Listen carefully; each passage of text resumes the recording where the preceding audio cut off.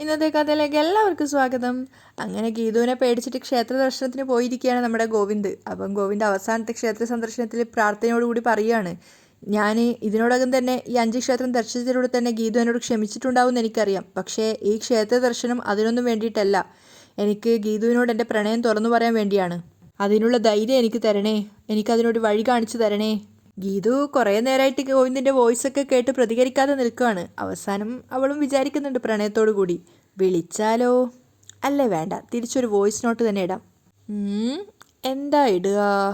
ക്ഷമിച്ചു എന്നോ? അത് വേണ്ട, എൻ്റെ കലിപ്പിന് ഇത്രേ ആയുസുള്ളൂ എന്ന് തോന്നിയാ എന്നും കുടി തുടരും. ഇത്തിരി ഗൗരവം ഇരിക്കട്ടെ. അതിനുശേഷം തൊണ്ടയൊക്കെ ഒന്ന് ചനച്ചതിന് ശേഷം ഗീതു വോയിസ് നോട്ട് വിടുകയാണ്. ക്ഷേത്ര ദർശനം കഴിഞ്ഞെങ്കിൽ മര്യാദയ്ക്ക് വീട്ടിൽ വന്നോണം, എനിക്ക് അമ്മയെ കാണാൻ ഹോസ്പിറ്റലിൽ പോകണം. വോയിസ് അയച്ചു കഴിഞ്ഞത് ഗീതുവിന് തന്നെ ചിരി വരുന്നുണ്ടായിരുന്നു. പക്ഷേ ഗോവിന്ദ് അത് അറിയരുതെന്ന് നമുക്ക് ആഗ്രഹം ഉണ്ടായിരുന്നു. കാരണം അങ്ങനെ അറിഞ്ഞു കഴിഞ്ഞാൽ വീണ്ടും കള്ളുകൂടി ആവർത്തിക്കുമോ എന്നുള്ളൊരു പേടി. ഗോവിന്ദാണെങ്കിൽ ഗീതുവിൻ്റെ വോയിസ് കേട്ട് സന്തോഷം കൊണ്ട് തുള്ളിച്ചാടുകയാണ്. അപ്പോഴേക്കും അയ്യപ്പേട്ടൻ പിന്നാലെ വന്ന് വിളിക്കുന്നുണ്ട്, കുഞ്ഞേ എന്നെയും കൂടെ കാത്തു നിൽക്ക്, ഇങ്ങനെ തിരക്ക് പിടിച്ച് പോയാലോ, ഞാൻ ഉരുണ്ടുരുണ്ട് വരണ്ടേ. അപ്പോൾ ദേഷ്യത്തോടെ ഗോവിന്ദ് പറയാണ്, ഒന്ന് മിണ്ടാതിരിക്കുന്നുണ്ടോ, ഞാനൊരു വോയിസ് മെസ്സേജ് അയക്കട്ടെ. അതിനുശേഷം പ്രണയത്തോടെ വോയിസ് നോട്ട് അയക്കുകയാണ്. ഗീതു, നിൻ്റെ കാറ് എൻ്റെ കയ്യിലാ, ഞാൻ വന്നതിന് ശേഷം പോയാൽ മതി ഗീതു, എൻ്റെ ഒരു റിക്വസ്റ്റാണിത്.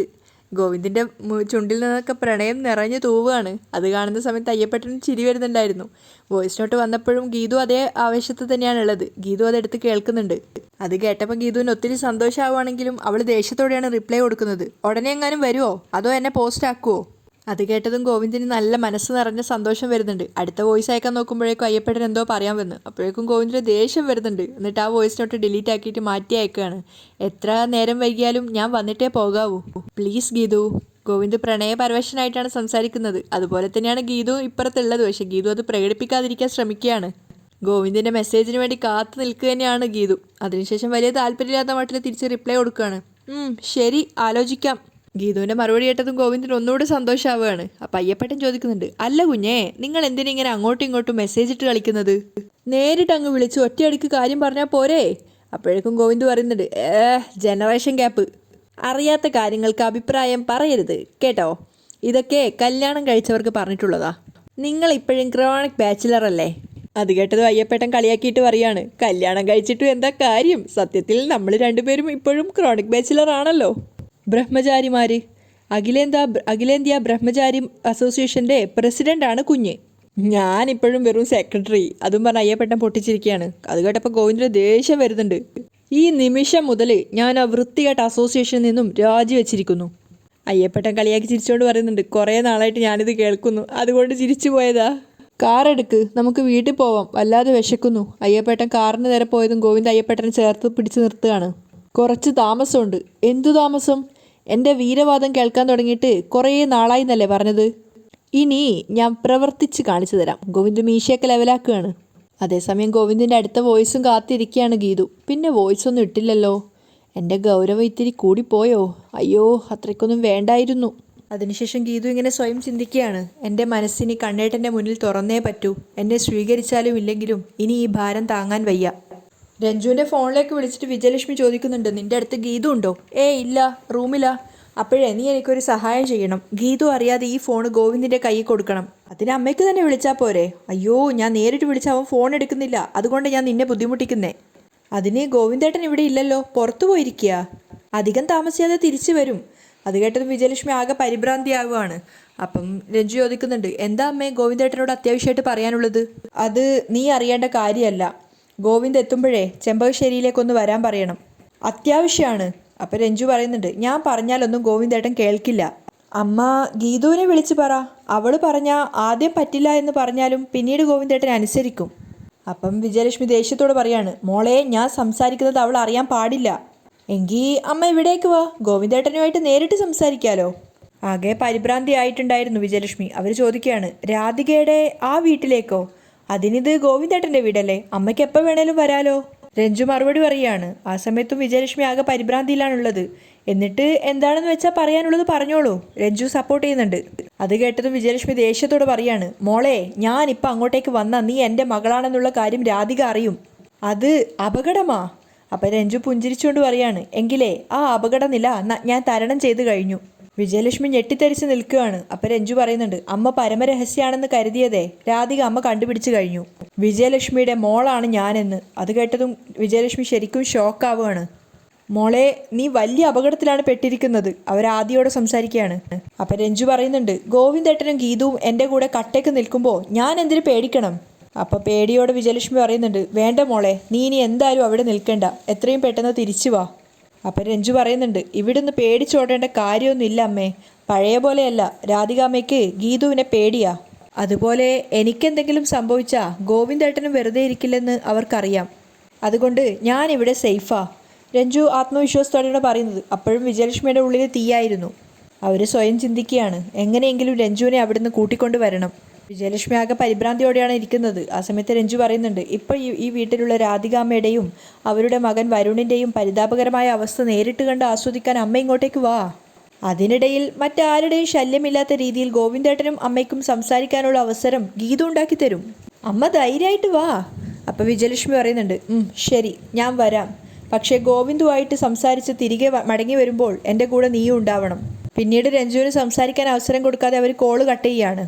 രഞ്ജു ആകെ കൺഫ്യൂഷനിലാണ്. അമ്മയെ എന്തു പറഞ്ഞ് സമാധാനിപ്പിക്കും? അത് കഴിഞ്ഞ് അവൾ തിരിയുമ്പോഴാണ് പ്രിയയും അതുപോലെ തന്നെ രേഖയും പുറത്തേക്ക് പോകാൻ റെഡിയായിട്ടുണ്ടായിരുന്നു.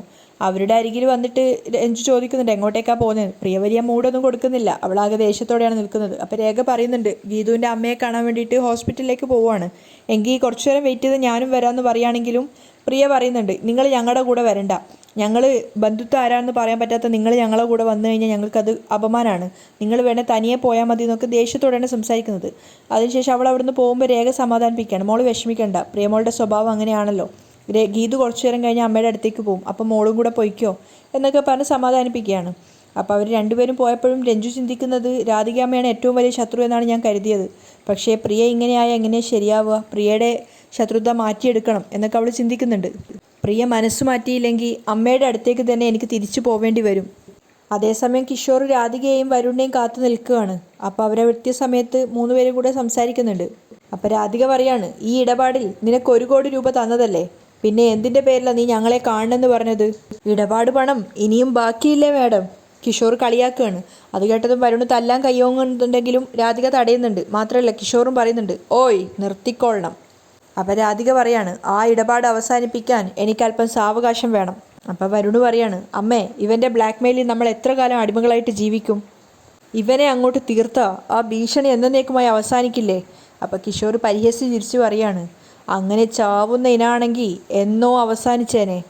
ഞാനേ ഉടുമ്പ, ചതയ്ക്കുന്നതിനനുസരിച്ച് ശക്തി കൂടുന്ന ഇനം. അപ്പം വരുണ് പരിഹസിക്കുകയാണ്, പോടാ, നീ ഉടുമ്പല്ലടാ, ഉടായിപ്പാ. നീ ചോദിക്കുമ്പോൾ ഇനി ഞങ്ങളുടെ കയ്യിൽ നിന്ന് പണം കിട്ടുമെന്ന് നീ വിചാരിക്കണ്ട.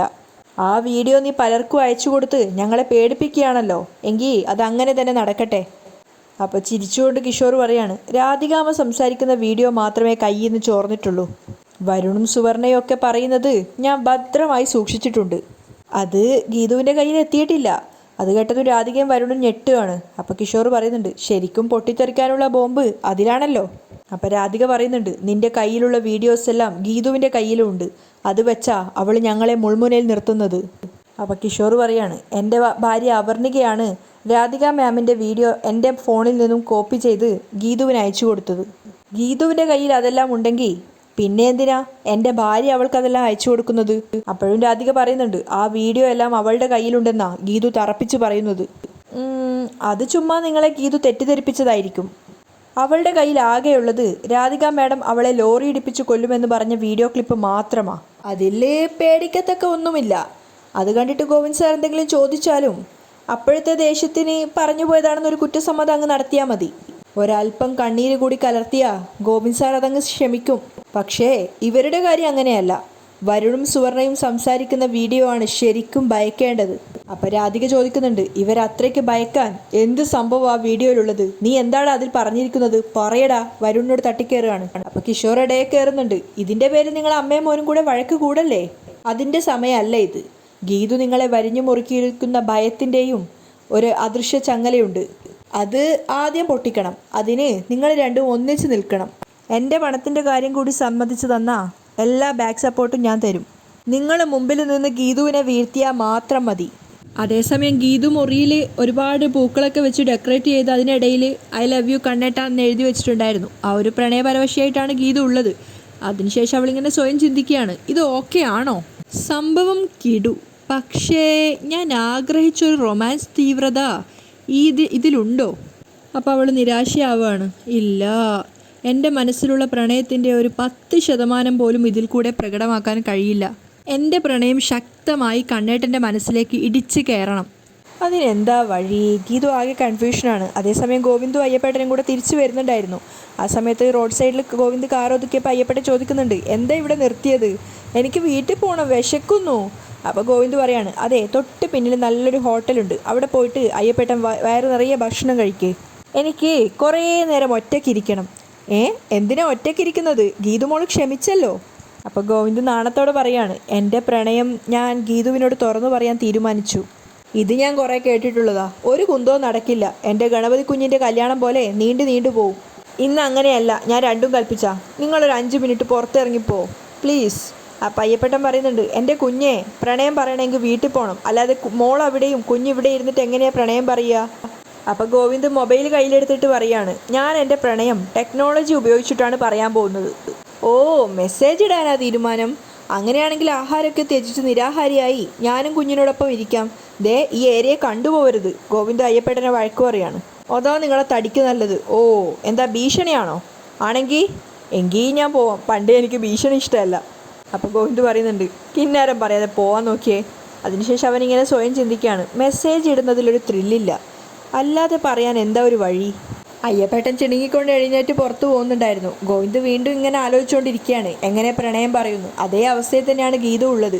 അവളും ചിന്തിച്ചുകൊണ്ടേയിരിക്കുകയാണ്. അവൾ അവസാനം കണ്ടെത്തുകയാണ്, യെസ്, പ്രണയത്തിൻ്റെ തീവ്രത എപ്പോഴും പറഞ്ഞു മനസ്സിലാക്കാൻ നല്ലത് അക്ഷരങ്ങൾക്കാണ്.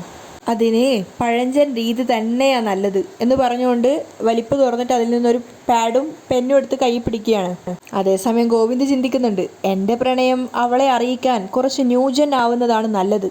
FM റേഡിയോയിലുള്ള സോങ് സെലക്ഷനെ തീരെ പോരാ. കണ്ണേട്ടൻ്റെ കാറിലുള്ളതുപോലുള്ള പാട്ടുകൾ എനിക്കൊരു പെൻഡ്രൈവിലാക്കി തരുമോ? അത് കേട്ട് കാർ ഓടിച്ചാൽ പൊളിയായിരിക്കും. അന്ന് ഗീതു പറഞ്ഞ വാക്കുകളാണ് ഈ കാർ ഓടിച്ചുകൊണ്ടിരിക്കുമ്പോൾ.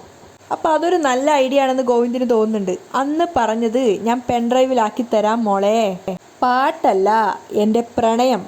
ഒരു പുതിയ ഐഡിയ കിട്ടിയ സന്തോഷത്തിലാണ് ഗോവിന്ദ് ഉണ്ടായിരുന്നത്. അങ്ങനെയാണ് ഇന്നത്തെ എപ്പിസോഡ് വൈൻഡപ്പ് ചെയ്യുന്നതും.